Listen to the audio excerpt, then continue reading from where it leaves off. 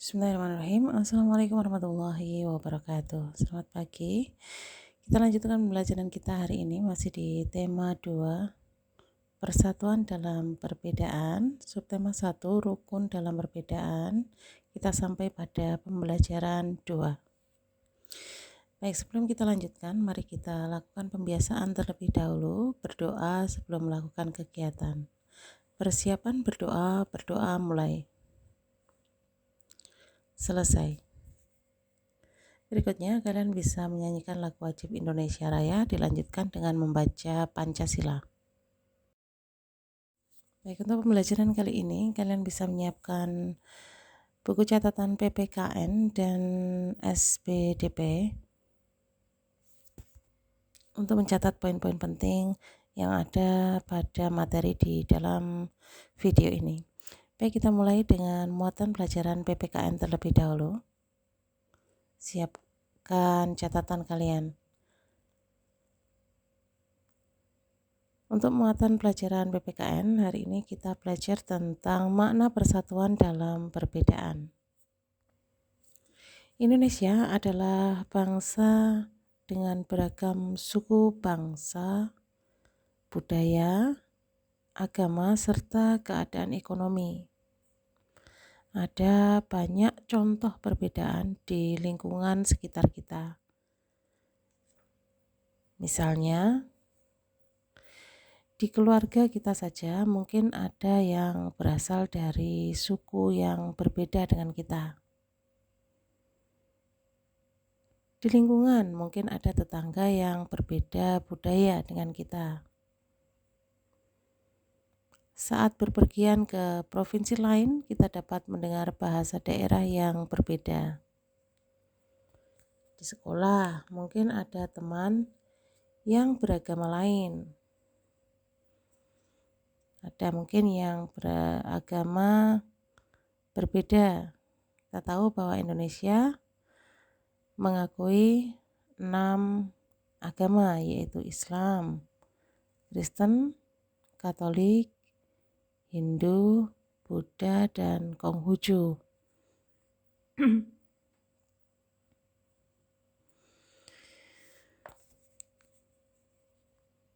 Nah, mungkin saja mereka kita temui di sekolah kita.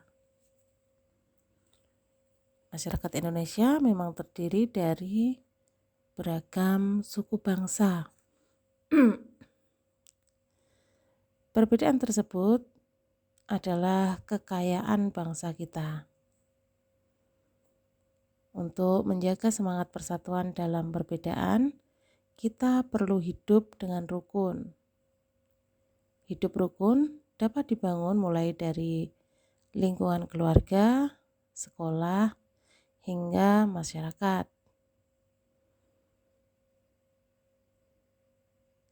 Nah, ada beberapa sikap yang diperlukan untuk mencapai persatuan dalam perbedaan. Sikap tersebut perlu diterapkan oleh semua anggota masyarakat. Di antaranya yang pertama, peduli. Hidup rukun bermula dari sikap peduli terhadap orang lain. Peduli ini berarti menyadari bahwa orang lain mempunyai kebutuhan yang berbeda dengan kita. Peduli juga berarti memahami sikap apa saja yang dapat menyenangkan atau mengganggu orang lain. Berikutnya, yang kedua, mendahulukan kepentingan bersama. Nah, sebagai bagian dari masyarakat yang beragam, berbeda-beda, kita perlu mendahulukan kepentingan bersama di atas kepentingan pribadi atau golongan. Kepentingan bersama dapat mencakup kepentingan di suatu lingkungan masyarakat, sekolah, atau negara.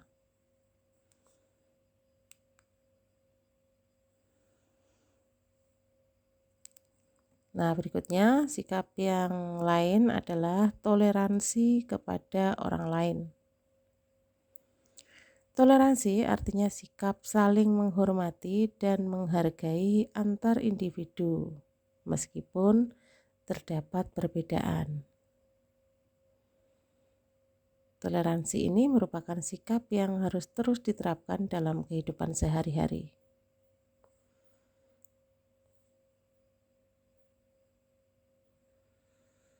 Nah, apabila ini semua dilakukan, maka akan tercipta hidup rukun ya. Nah, apa manfaat terciptanya hidup rukun ini? Manfaatnya diantaranya yang pertama menciptakan kedamaian. Kemudian hidup juga menjadi aman, nyaman, dan tentram. Kemudian menghindari perselisihan, dapat saling membantu ketika mengalami kesulitan atau kesusahan, serta mempererat persatuan dan kesatuan bangsa. Baik, kita lanjutkan ke muatan pelajaran SPDP. Kali ini kita akan belajar tentang pola lantai dan gerak tari. Gerak tari merupakan salah satu unsur pada tari yang dibagi ada beberapa macam gerak tari. Yang pertama, gerak tari klasik, kemudian gerak tari kerakyatan, dan gerak tari kreasi baru. Gerak tari klasik merupakan gerak tari yang menirukan kegiatan manusia atau juga gerakan hewan tertentu. Gerakannya mengikuti pola-pola gerakan tertentu. Contohnya seperti tari topeng, tari golek, dan tari bedoyo. Yang kedua, gerak tari kerakyatan. Ini gerakannya meniru kegiatan dan emosi manusia atau perangai hewan. Contohnya tari reok Ponorogo dan tari ketuk tilu. Nah, kalian bisa lihat di berbagai media ya bagaimana gerak tari seperti tari reok Ponorogo dan tari ketuk tilu diperagakan. Yang ketiga, tari kreasi baru. Gerak tari ini dibentuk dari gerak tari yang sudah ada. Contohnya saja tari klasik atau tari kerakyatan yang dikembangkan atau dipadukan menjadi rangkai gerak baru yang sesuai dengan zaman sekarang. Contohnya tari saman, tari kecak, dan tari seringi. Kalian bisa manfaatkan media YouTube ya untuk melihat bagaimana gerak tarinya diperagakan. Kalau kita masukkan ke videonya di sini nanti terlalu panjang dan terlalu berat. Berikutnya pola lantai. Nah, pada pola lantai dalam gerak tari sini ada secara umum ada dua ya, pola lantai garis lurus dan garis lengkung. Saat melakukan tari kelompok, para penari ini membuat bentuk atau formasi tertentu yang disebut dengan pola lantai.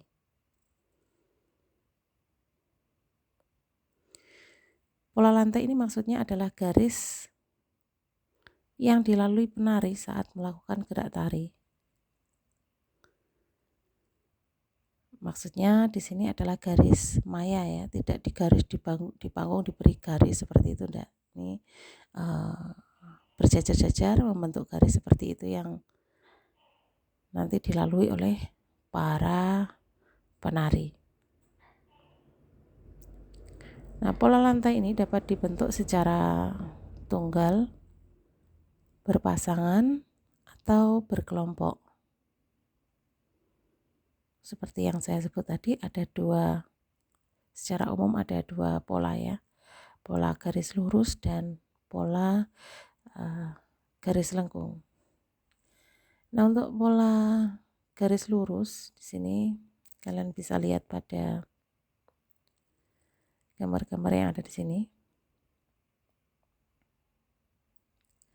Untuk yang garis lurus terdiri dari pola horizontal seperti itu ya, lurus, mendatar.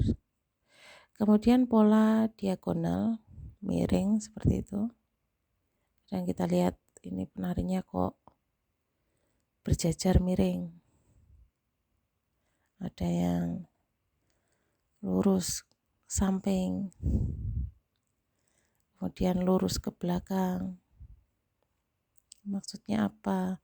Nah, ini adalah pola lantai dalam gerak tari. Yang pertama tadi pola horizontal ya, kemudian pola diagonal yang miring itu, kemudian pola vertikal ini berjajar lurus gitu ya. Pola zigzag itu membentuk seperti huruf Z seperti itu. Kemudian pola segi empat. Ada juga yang membentuk pola segi 5. Kemudian pola segitiga. Nah, pola-pola ini adalah bentuk pengembangan dari pola satu garis lurus saja dikembangkan menjadi beberapa ini tadi ya, horizontal, diagonal, vertikal, zigzag, segi 4, segi 5, dan segitiga. Nah, untuk yang pola garis lengkung juga begitu dikembangkan ke dalam beberapa pola lagi. Ya, di antaranya dari pola garis lengkung tadi dikembangkan menjadi pola lengkung ke depan seperti itu. Pola lingkaran, pola lengkung ke belakang, dan pola angka 8. Nah, baik, kalian bisa membuat catatan ringkas dari poin-poin penting yang ada pada materi video ini. Berikutnya tugas-tugasnya ada di WA Group, silahkan dilihat. Nah, apabila ada yang kurang jelas silahkan untuk ditanyakan. Saya akhiri sekian pembelajaran kita hari ini. Mohon maaf apabila ada yang kurang jelas. Wassalamualaikum warahmatullahi wabarakatuh.